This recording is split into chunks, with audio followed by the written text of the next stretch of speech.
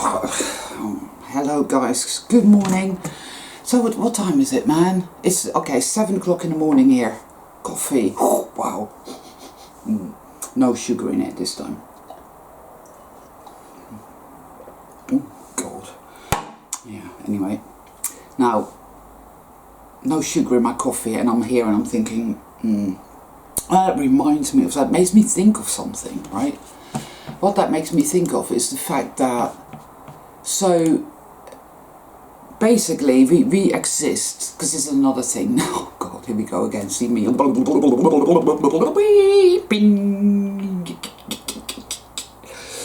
This happens, I think this happens to all of us, where we have literally info or awareness avalanches is what I can call that. I could call that awareness avalanches, where your awakening is now so deep and consequently so high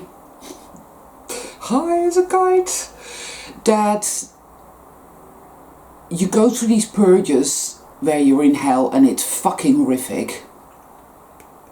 And you're in it, you're in the dark side, so you think this is all a sick sadistic evil game, you're never going to get out of here. Or like, you come across all these really shadowy characters inevitably as well when you're going through a purge that seem to validate your darkest fears. Like there's this guy that says, oh yeah, we live the same life over and over and over again, and that's all there is, you know, and it's like, where do you live then, fucker? Anyway, but we know deep down that's not true. We know that, but that's the purge, right? So then you come out of a purge, and I'm not saying that you all of a sudden start to feel really fantastic, because you really don't reach that level, I don't feel, until something profound has happened in here, okay? But you go from feeling really, really, really shit to somewhat less shitty to relatively okay, and that is when you get the info or awareness avalanches showing you exactly why you go through this shit in the first place. Right now I'm just going to put some sugar in my coffee. You've had food quite a lot actually. Okay, yeah. Oh. You are good cats, but you know, you mustn't eat too much because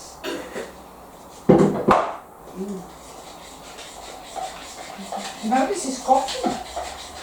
Yeah. I don't think cats like coffee. No, I don't think so. Though I did know a cat once called Bafta who liked whiskey. Yeah. This is many years ago. I used to know this cat who was called Bafta. And he was big, he was fucking enormous, right? And he used to love whiskey, and he used to get pissed. I don't think people should let cats drink whiskey, because obviously cats are slightly, they have addictive personalities, right? Anyway. Oh, that's better. Now, where was I? So, we exist here in a permanent state of PTSD, and we just don't even realize this.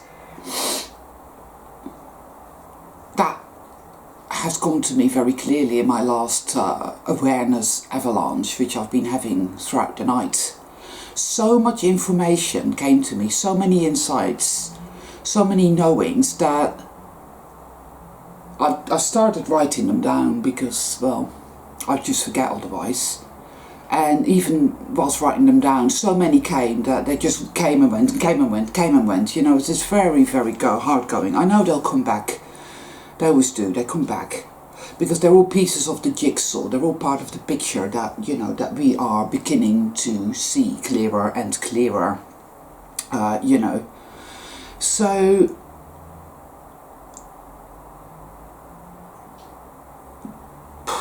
the biggest one here really is how we exist in a state of, you know, really severe complex PTSD, all of us, and the whole world denies that fact. And so there's a shitload of trauma deflection going on all day, every day, by everybody.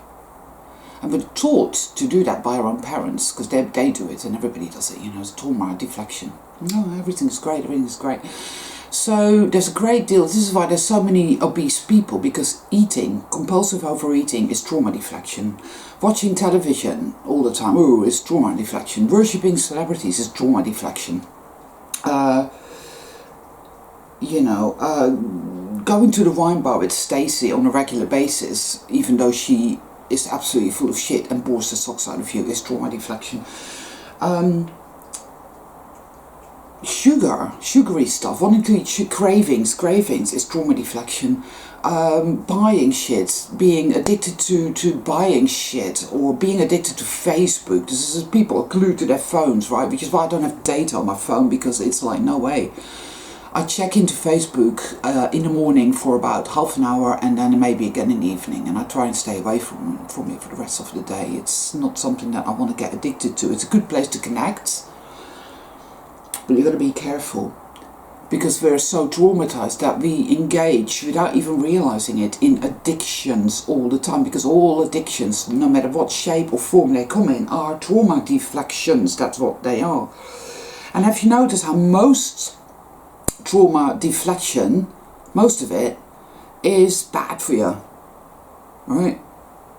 Drugs are bad, and fucking sugar is bad, and overeating is bad, and it's all bad. You know, you watch television, you're being subliminally manipulated, so that's bad, and it's all mundane reality reinforcement anyway, so that's bad. Yes, hello, yeah. We're both there. God, you really are something, aren't you, you two? They're so cute. It's all bullshit, and it's just there to keep us all in consciousness lockdown. But of course that's not working. Now, lockdown is interesting, because you see they want consciousness to be in lockdown, but increasingly externally the lockdown of the Rona, whatever, has served to set it free, to set consciousness free. Because when you start taking away people's football games, people's a lot of men are addicted to sports, you know. It's funny, because they're generally really fat fuckers that love beer and bratwurst, and they sit in these and they love watching all the sports. It's like, what the fuck? But anyway, they take everything away. They take shopping away. They take it all away, right? So what do you got? You got people beginning to wake up left, right, and centre. I'm not saying they're real, and I'm not saying they're not real either. I'm not saying that, but I'm saying that the external, the virtual, is beginning to change. It is all a type of consciousness. Maybe it's hive, maybe it's something else. I don't know exactly. But it's changing. It's changing because it's being deprived of the trauma deflection mechanisms, you see. And when you deprive that, the trauma starts to come up. So that's happening. And I think that's a really good thing. But you see, what is actually really coming up, and what lies at the heart of it all, is self-hate. Self-hate. That is a hard one, and people don't want to talk about it. People don't want to talk about that, and they get very irate. You try and go up to somebody and say, did you know you actually really hate yourself? And that you're really against yourself, and that you are your own worst enemy? And it's like, how dare you say that? Poof, right? But it's the truth, people. And it's not just, oh, well, only a few people hate themselves, but I don't. That's bullshit. The deeper you go, when you go into what I call the black diamond, you'll realise the self-hate. But you see, the self-hate is there because the system, the darkest, vertigo infected, dark generator consciousness, whatever, has put the dark passenger inside of you. Trauma is the gateway. So you have been made into your own torturer. That's it. I also call it the torture chamber, because within us there is that place where we kick the shit out of ourselves, we verbally abuse ourselves, we emotionally abuse ourselves. Because we think that is the way to stay safe. We worry about everything. We imagine the worst case scenario because, oh well, that's better to expect the worst, at least you won't be disappointed. You have all that negativity going on there. You're so shit, you're so worthless, you're not going to be able to do that, you're not going to be able to do that. Even people that on the face of it seem quite successful, I've met people like that. And you scratch the surface and they'll admit, yeah, I'm full of self-doubt. And I've got this little voice in my head telling me all day, every day, how utterly worthless and shit I am. But I've still managed to get my shit together. Well, that's great. But then you see their poison comes out in other ways. You find they're addicted, or they abuse their children, or they get sick of cancer and die. It's always something. Because it is the dark elephant in everybody's fucking living room. There's no doubt about it. The self-hate comes about because from the get-go we are taught this state of consciousness. We inherit this state of consciousness, which is an anti-self state. It's a schism. I mean, there's that part of you that thinks, well, I'm here to keep you safe. I'm here to protect you, to keep you safe. I'm here to make sure that you survive, right? And that part of you is instructed from the get-go to be brutal, harsh, punishing, all the time. You got it wrong again. Oh, you're never going to get it right. Oh, you know, you're such a... Ooh. Our parents display this type of behavior to us often enough, and if it isn't our parents directly, it will be other people. It is behavior that we see it in the movies, we see it in the TV series, and often enough it is subtle. These are subtle, subliminal, entrenching tentacles that that's how they get at you. That's what they do. They're very clever, they're evil. So one way or another we are all exposed to it, and because it's energetic, you see, everything that we behold is not solid at all. It's electromagnetic, for lack of a better word. See, so literally it is a sea. Imagine it like a kind of electromagnetic sea that is simply waiting for instruction as to what form to take, as to what form the experience will take. That's it. That's what it is, you see. And we are constantly being instructed to instruct the electromagnetic sea in a negative, nefarious, diabolical way. Trauma is the gateway, and self-hate, driven very, very deep all the way down, becomes the black diamond, impenetrable, as it were, but it isn't. That's it. The dark passenger is born, and we are literally, it is like being possessed in a way, or it is like having multiple personality disorder. We have so many different fragments of self all battling out within us, literally. It's appalling. That is why healing hurts. You ask anybody who's been to counselling for any length of time, how did that go? How did your healing go? These only obviously talk to people who go to counselling with an open heart, genuinely wanting to do the work, because there are plenty of people I know who've been to counselling and haven't done any work at all because they, like fish, they cleverly manage to, because they don't really want to do the work, and that's whatever. But anyone who goes to counselling, who gets a really good counsellor, somebody worth their salt and who really is willing to do the work, they will tell you it gets fucking tough. Because healing fucking hurts. How could it not hurt? You have to face all this insanity within you, yeah? But for any of you having trouble with the concept of self-hate, well, the reason you hate yourself is because you were taught from the get-go that to care for yourself and to get yourself through life, which you're told life is hard and then you die, really not much there in the first place. It's like, well, what a shit show.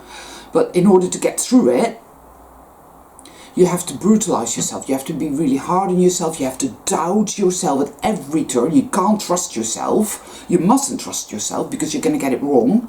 Listen to the experts. They will tell you what to do, and you just follow along and do that.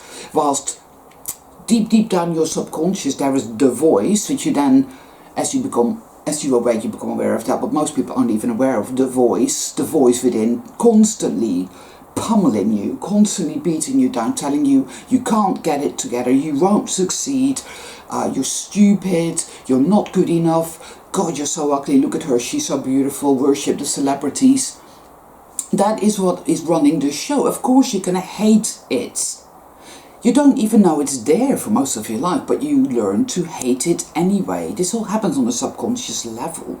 And that part of you is insane with the pain. The dark passenger, as it were, is insane with the pain. It takes its instructions from something malevolent. Call it archonic, call it whatever you like, really, but it is a malevolent force that, by virtue of the dark passenger being insane with the pain, being severely traumatized, somehow the dark generator puts its hooks into it and instructs it. This is how you talk to her, him. This is what you say to her, him. Make sure that they exist in a continual state of PTSD, severe PTSD, CPTSD, you know. Make sure that they are totally dysfunctional and distorted, and that they mistreat not only themselves, but everybody else. Make sure they do that, because that is how the Vertigo, how this malevolence, it is like a disease, and it is a hell contagion, and it wants us not only to be contaminated, but to contaminate others, who then go on to contaminate others. It is a contagion. Hence, the only way to stop it is to face it, all of it, work through all of it, process all of it, so that we can stop instructing the electromagnetic field in a way that the hell contagion wants us to, i.e. to create this fucking shit show, because that is what we do. Oh, yuck. It's when you start really getting into the self-hate, which is a very tough one, but it takes courage, but it is inevitable. It's unavoidable. It is the black diamond. When you get into that terrain, it begins to get very dark. You begin to feel strong emotions that don't always make sense, but they do when you really think about it. It's very intense, people, and you are fully confronted with the insanity, insane with the pain. What that part of your being is thinking is, well, I have to be really hard on myself. I have to punish myself, sabotage myself. I have to expect the very worst. I have to imagine all these terrible things happening to me. Because if I don't do that, if I don't live on my knees, and if I don't live in abject PTSD terror every day of my life, I'm going to be punished, or I will be caught unawares. Somehow it truly, completely believes that we have to live in abject terror on our knees, in a state of terrible shock and PTSD, in order to stay safe. I have to live like that. I have to feel like absolute shit and suffer horrendously and be like all like broken and that is the only way to stay safe.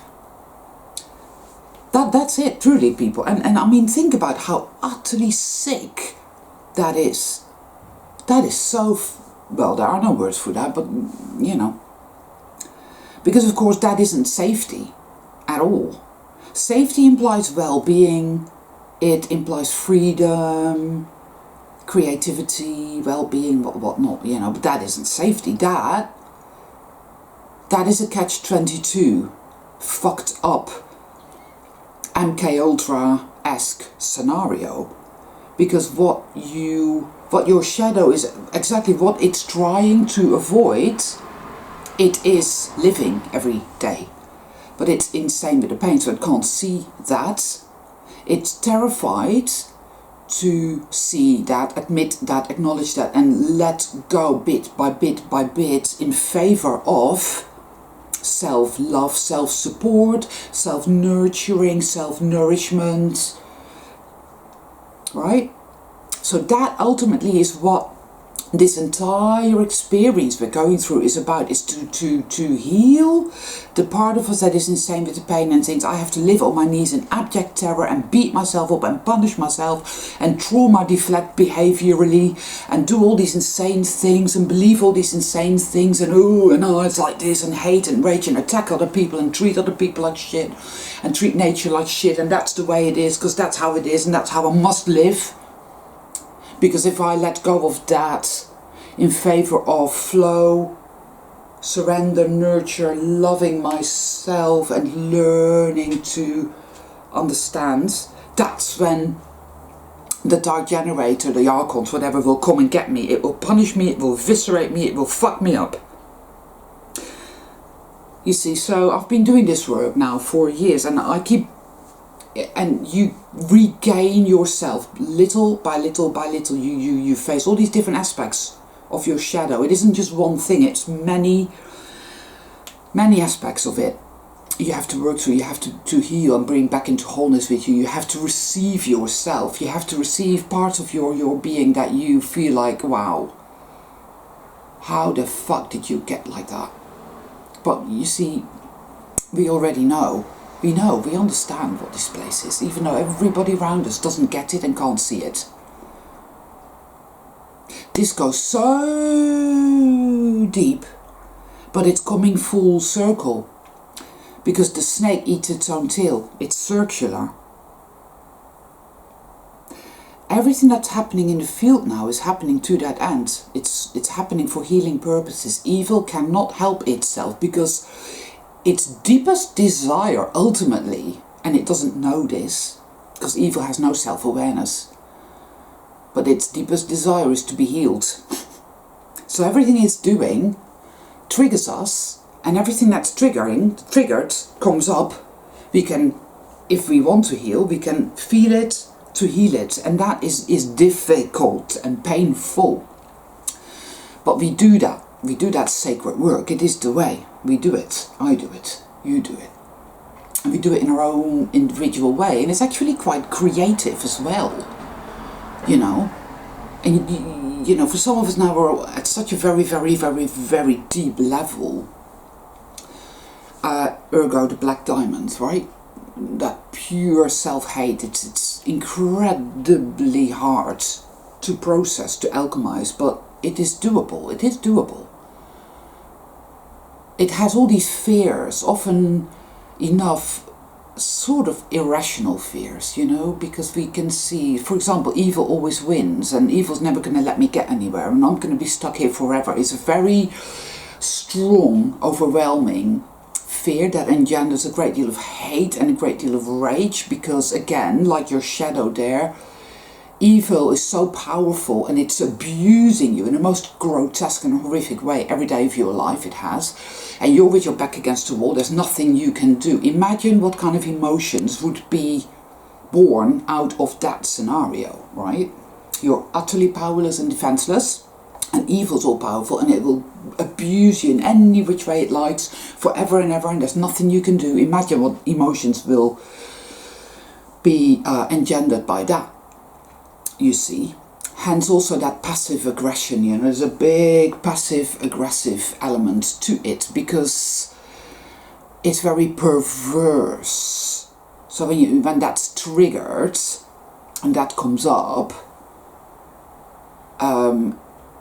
it becomes very perverse. The shadow is the darkest part of a shadow is where passive aggression comes from. It's very perverse. It will resist to the bitter end coming into the light. because the belief is that I will be betrayed. I will be betrayed because the truth is that I'm powerless and I'm defenseless and evil always wins and I'm with my back against the wall forever and ever and ever. But we know this isn't true, because the amount of healing that I've done, all these experiences and the awakenings and the knowings and the visions and this interactive magical process, which is also incredibly hard, is deeply meaningful. And if evil always wins, that simply would not be the case. People say, well, yeah, but your feelings are manipulated and you can't trust anything and blah, but it's like, no. Evil's clouding your vision. It would do that. That is how it fights. It fights dirty and it doesn't want to die, but it does want to be healed. Yeah. See, when evil's healed, it becomes something else. It won't die. It doesn't realize. Evil won't die. Evil will simply be healed back to its original shape and form, and in that sense it becomes part of how we create, how we inform the electromagnetic field. Our intention, our imagination, our magic, and it becomes. You see, we are created beings, people. Evil is a component, as it were, of how we create, how we inform the field. It is a component of that. In a way like yin and yang, but not quite, because yin and yang is a distortion of it. But it is a component that has become dysfunctional and misinformed. Nobody loves me, I've been abandoned, I'm worthless. And that spiraled out of all control, has become an unrecognizable, diabolical seeming evil that lives within us. You see, but it always wanted to heal. The seed of the healing lies within it, always has done, always will, and it will heal. It is being healed. Everything on the external now is all about healing. The shadow comes out when you get these people, the predictive programmers, going, oh, this is going to happen and that's going to happen, and I predict a society where we will all be microchipped and all our children will be eaten and whatever. And it's like, as you know, I see this entire experience as virtual, which it is. Those people on the external field are a representation of the shadow.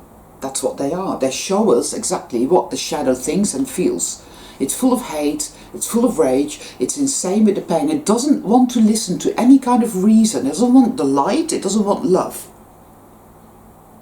See? So on the external field, you get these people, these predictive programmers, and it's all bad. It's always bad, isn't it? You think to yourself, why bother?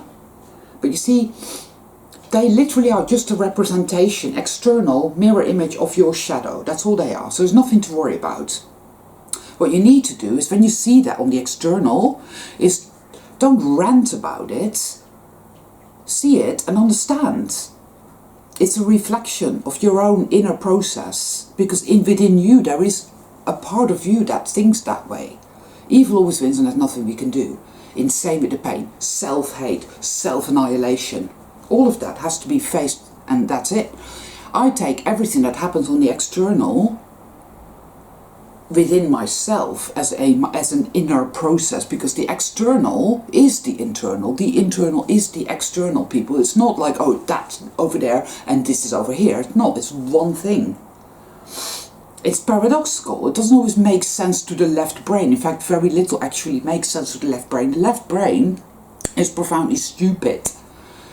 It is the right brain, as it were, and of course the brain does not exist. It's all electromagnetic. It's a type of consciousness. You get left brain consciousness, which is, you get right brain consciousness, alright.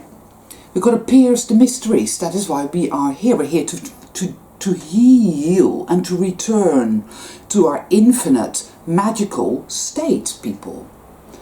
We have had this experience, and for some of us it's like, yeah, enough is enough is enough. I've done this now for a long time and it's time to call it a day. Right?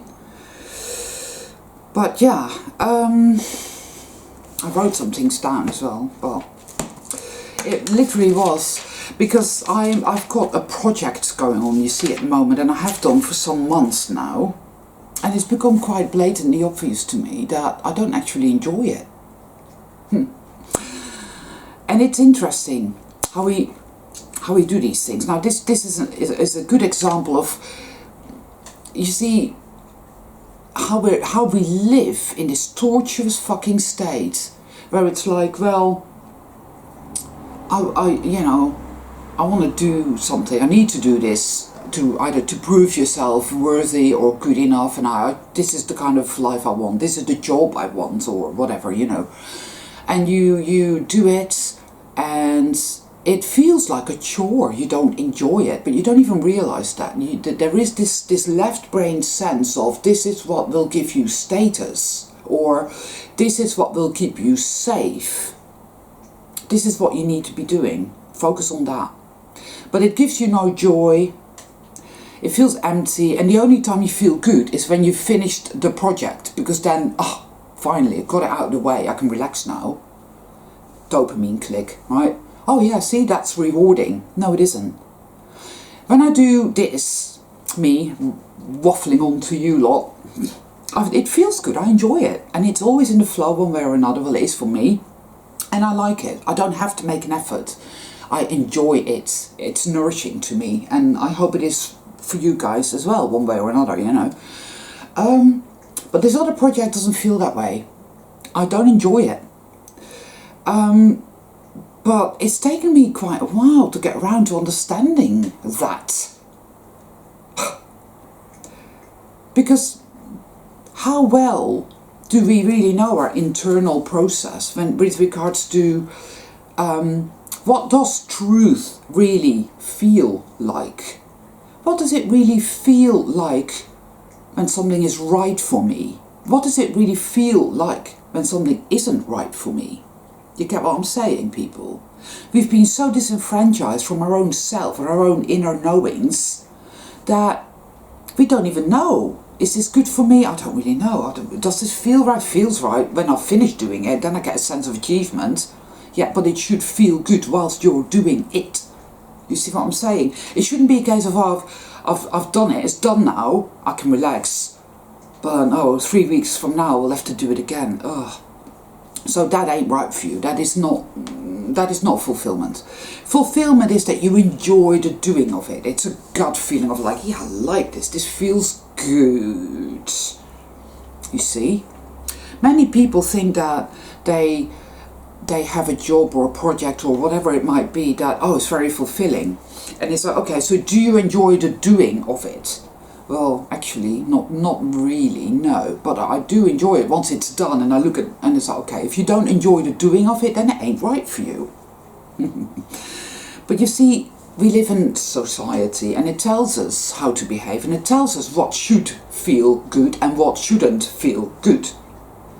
And we believe that, you see, the shadow believes that. The shadow takes all its cues from the dark generator. Society, in a way, is the dark generator because it's made up of Wetigo-infected minions that inform the field and in ergo inform each other, the hive.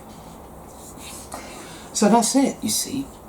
Because what do we have here? We have, you need to survive, you need money, you need money, you need money, you need to survive, you need to survive, you need to survive. Money, money, money, right? And that's fear, isn't it?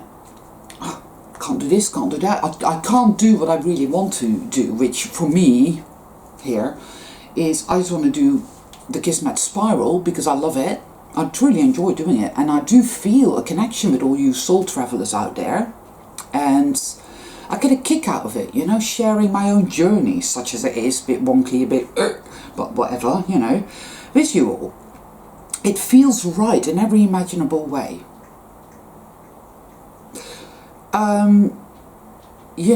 The other thing I was doing was with a view to earning some money. Now, I'm good at doing readings for people because I do have abilities. I'm somewhat psychic, and I come from a long line of people with abilities. My grandfather had abilities, my father had abilities, you know, and whatnot. And I do want to use these abilities in service, as it were, to whatever, the greater good. I hate that saying, actually, so script that. That sounds so fucking, I don't know, new agey. The greater good. But, you know, I do, yeah, want to use these gifts to serve the light. But I'm not ready for that, you see. I'm not, because as yet I have some serious healing to do in my own being. Because there's stuff coming up now that, ooh, though I'm really hitting the point now, and it's really taking up a massive pace, and I love it, and it's good work, but it's also incredibly painful. And there's a shitload of raw, hard, palpating fear, and whatnot. There's a lot of shit going on in my life, in my psyche and in my life, that I need to be with. So I don't have the wherewithal. And I don't want to do the other thing right now. But I felt like, oh, you have to, because you need to do this, because you need to earn that money. You see? That is the worst type of reason to do anything. And yet that is the main motivator in this society. The dark generator tells us you have to, in order to survive, you need money. The dark powers, the archons, have decreed that you need that shit that they created, called money. And it puts a curse on everything we do. Because it's fear, you see. Because it rather than, most people think of money and having lots of it as well-being and prosperity, but in fact it isn't, because the more the more money people have, the more scared they become of losing it, you know. And it's this the whole idea of ownership as well, when in fact you don't own anything at all. It exists in your field, it is there for one reason or another. You can learn from it, you can use whatever exists in your field for your soul to heal, for you to heal. But you don't own anything.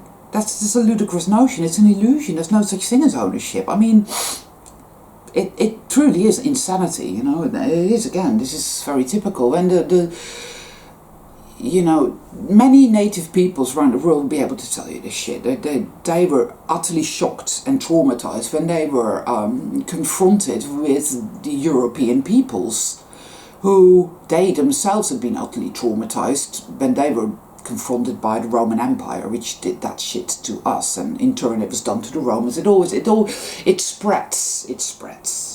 And even before that, going all the way back, you know, even in pagan cultures, things were not perfect and things were not alright, you know, they weren't really. Vertigo has many different faces and many different identities, and it's very clever. It's a chameleon. It hides.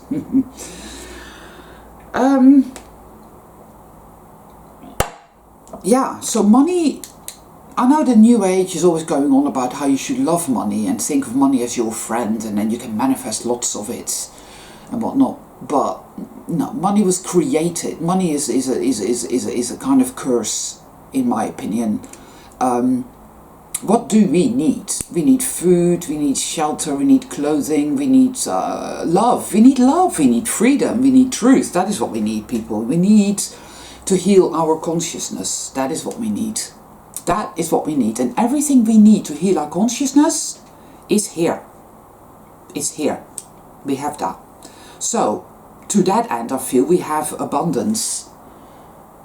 Everything that exists in our field that triggers us into facing all our trauma, all our PTSD, all our mind control, our program, all our fucked upness, so that we may heal it and become whole again and return home to our wholeness, which is pure, infinite creativity and infinite unconditional love and magic and amazingness, right? As long as we have that, then I say, then we are fulfilled and we have everything that we need.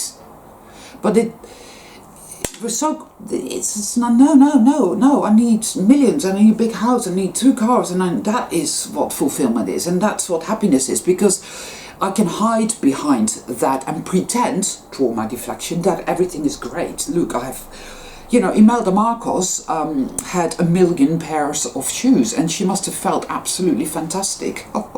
You know, because that is the perfect trauma deflection. Look at all these shoes, and I can hide behind that and pretend I'm fine. You know, even though I'm a complete and utter demonic monstrosity. It's bullshit, people. It's all a lie. It's a Coca-Cola ad over and over and over and over again. Right? Smiley, happy faces, 1 million pairs of shoes, a big mansion and 6 sports cars. Whilst evil just runs rampant. It's a black vein. It's poison. And it's a black vein. I have found, up to this point anyway, and yeah, my shadow is there going, no, it's not true, but it is true. I always seem to get what I need. And what I need isn't always what I think I need. True. But everything I've needed to get to this point in my healing journey, healing of my consciousness, has been there. It has been there. It's always there. My shadow often interprets it as, oh, this is an attack, this is psychic attack, you're worthless, this means that, and it's always negative, and it's always evil, always wins, bullshit, nasty, toxic, hate-filled, boo. You see? But I witnessed that. I listen, I pay attention, and I'm with my shadow now, because I understand my shadow. I understand why my shadow thinks like that. I understand why my shadow feels that way. And I'm there. I'm like, yes, I understand. I hear you. I listen to you. I pay attention. I acknowledge you. Because that's been the problem from the beginning, people. Nobody's listened. Nobody's heard. Nobody has seen. And nobody has acknowledged. Right? Everybody's busy pretending that everything is great. The Coca-Cola ad. 1 million pairs of shoes. You see, the big mansions and the sports cars and that status that everybody wants. Status is just another wall, and it's just another fucking illusion. Ownership, dominion. This whole world is fucking Coca-Cola, and it's all bullshit. The only thing that matters is consciousness. Consciousness informs the field. It instructs the electromagnetic sea. This is what I want to create. That which lies within our consciousness, that instructs the electromagnetic sea into creating hell, that's being healed. It always wanted to be healed. Ergo, it creates all these impetuses. Impetuses, is that even a word? I don't know. Who cares? You see? And it is happening, one way or another. And I know it looks dark, and it feels dark, and that triggers us, so we can do some more healing, you see? Yeah. So ultimately, you see, I don't feel that we could ever lose. I actually think that victory has always been the only outcome here. It's just a quest, an experience. And Frodo was always going to throw the ring into Mount Doom's fire. You see. I think we are incredible beings. I think we are magical beings. I think that it's so easy to think we live in mundane reality, but you know what? We don't. When you start to really pay attention, you realize the magic is already here. It's just that when you're filled with trauma, you're blind to it. You're blind to it. But the more you awaken, meaning the more you heal, the more you start to realize, perhaps in subtle ways, that the magic is everywhere, you know.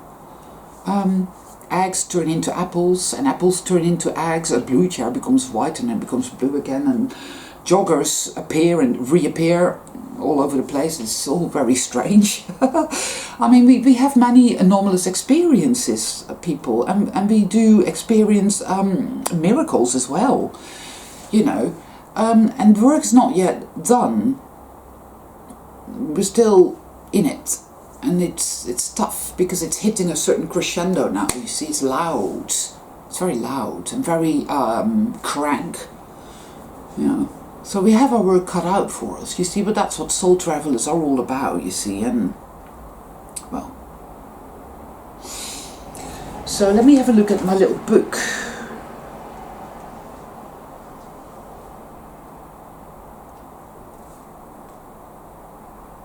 Yeah, you see, that's it. Because we are on a journey from from the left brain trauma to, you get on a train and there are many stations, many stations where you temporarily get off and have an experience, which then you go back on the train and you travel a bit more and so forth and so on, all the way to the right brain and the true self-consciousness, which is infinite creativity and imagination. So you can inform the field to create beautifulness and goodness and magic and all kinds of amazingness. Right, so I wrote reset, manifesting the reset, the golden world, call it we will start when it clicks within that the dark side no longer has power over me, when I know that it really is safe to let go of living on my knees, of, oh, I need to be afraid, I need to worry, I need to expect the worst, that's the only way to stay safe. That is so ingrained in our being, people. Be aware of that. When we start to be able to allow ourselves to let go of that in favor of, I trust my intuition, tells me everything's going to be okay. It's not alright right now, I'm suffering and I'm afraid, but I love myself, I'm just going to rest. Little steps, it's all going to be okay. It is a process, you can't make it happen. So if you're not able to do that yet, I'm not able to do it most of the time, but I'm beginning to get better at it, then be patient with yourself. The tortoise and the hare, people, we are the tortoises. It's better to get this done thoroughly. There is indeed no other way. When we learn to let the true self run the show, when we really learn to take that leap of faith and to let go of, oh, I have to live in fear, it's the only way to stay safe, in favor of, I live in love, because love is safety, love is freedom, love is truth, and I know this because it feels right, and when I exist there, it yields results. So we have to put it to the test. There is this indelible sense that if you trust and if you let go and you just live in the light, you'll be punished. It will come, darkness will come and it will fucking rip you apart. That's programming, is what that is. There is that resist, the dark side. It's like, no, you can't go there, I'm gonna fucking fuck you up if you do that. How dare you? You know, but it's bullshit.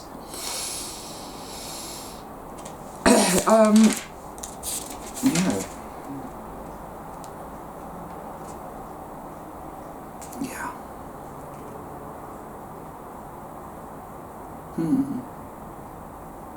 Well, I think that's it for today, guys. Oh yeah, there's one more thought I had. For those of us who think that evil always wins. Well, I had this vision and I saw like a car. It was a weird looking car. It's a bit like a Batmobile. And on the left side there was this dark, it was all black, and on the right side it was all blue. And it was like co-creation has always been happening. And it was like, what does that mean? And it said, clearly, it said, well, your shadow has been informing the electromagnetic field in all these ways to make your experience hell-like and difficult and painful and trauma-based. True. But the true self, the true consciousness is what everything is already made of. So it's always been there. It's always been actually in control of the whole process. Making sure that things did not get out of hand. Making sure that everything stays within the parameters of this quest that you are on. So that you get everything that you need to have this experience, but no more, right? Sort of thing. I was also shown this great big vast space, which was infinite, so it isn't really a space, it was just there. And then evil as this small round black dot or a ball, a small round ball just bobbing like that. And I feel this to be true. I feel that the idea that evil is all powerful and always wins, that just isn't true. It's not true. I mean, there is light, there is goodness, there's creativity. It is just a temporary experience of darkness, of dysfunction. Evil belongs, it has its parts in its proper state, as I said earlier, and that is what we are going back to. So be brave and keep facing keep going within people, because that is where it's all at. And true wealth is in having everything you need to heal your consciousness. That is true wealth, because everything else really truly is superfluous. Now you might think you need XYZ, but in fact you need da over there. That is what you need. So that is what you get. That is what you manifest. See? We manifest everything we need to heal our consciousness. And so to that end, we always win. There is no losing this game. There really isn't. But sometimes, often enough, we feel there is, because that is the trauma self, of course. I can't trust, I mustn't trust. We're so terrified to step into the light and to let go and surrender and trust. That leap of faith is met with such resistance. Because it's like, no, I'm going to be betrayed. It's like, I can't do it, So that takes time. So that's a gradual process going from here to there. That's it. That's what's happening. And you're not in control of it, not in the way that you think. People, the New Age does this all the time, or even just ordinary spiritual people. It's like, well, you don't think like this, and just let go, and just do this, and just do that. And it's like, no, it doesn't work that way. It happens. It's an interactive process. You do your bits to the best of your ability at any given time, but more than that, no. You're a passenger. You're a passenger on the train, and you sit by the window and you see the beauty and you see the darkness and you see it all, and it's a scary journey, and you don't actually know what it will look like when you get to your destination. You don't know, because you've forgotten. You get off at these stations and you have those experiences that trigger your healing. But it doesn't often feel like healing. It feels like you're just being tortured and tormented to suicide or something. You think, I'm not going to be alright. But you keep getting back on that train, and the journey continues, people. You see? And as long as we have what we need to fulfill our quest, we are wealthy. Because everything else is superfluous, and it truly is an illusion. It's all trauma deflection. It's a million pairs of shoes, and it's a Coca-Cola ad, people. You see. Scratch the surface of that, and whew, it's just black putrid poison behind all of that. Anyway, that's it for today. All my love to all of you.